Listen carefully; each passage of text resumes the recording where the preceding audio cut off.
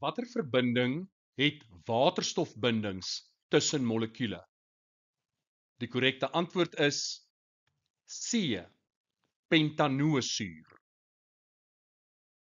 Hier het ons pentanaal, COH,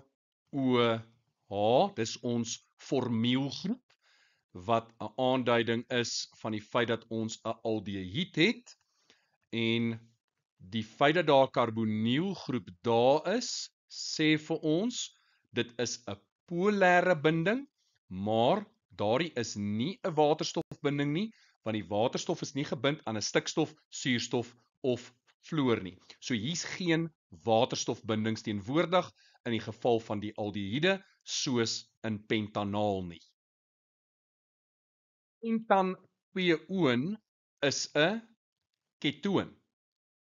En met die ketone sien ons, die karbonielgroep maak dit polêr, maar daar is geen waterstof wat gebind is aan 'n stikstof, suurstof of fluor nie, so ook hier is daar geen waterstofbindings nie.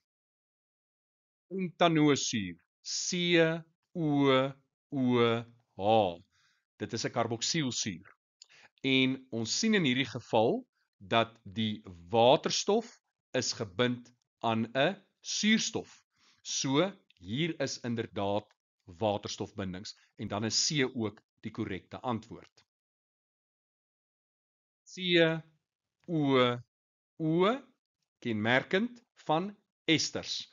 Nou nes die aldehiede en die ketone is esters ook polêr as gevolg van hierdie karbonielgroep. Maar hier's nêrens 'n waterstof wat gebind is aan 'n stikstof, suurstof of fluor nie. So daar's geen waterstofbindings in esters nie.